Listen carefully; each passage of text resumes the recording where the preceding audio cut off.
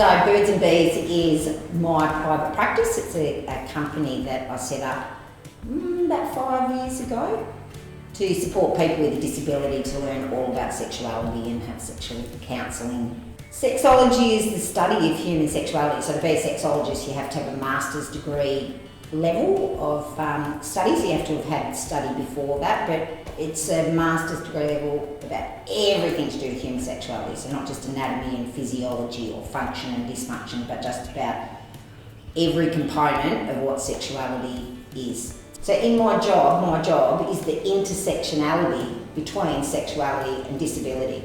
So it's the bringing together of those two things. So for some people, they may need counselling support where it is only based in their sexuality and their sexual wants and needs.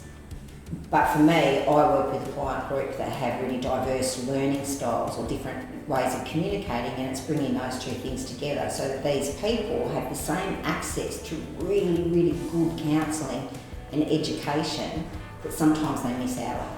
So yeah, it's the bringing together of those two.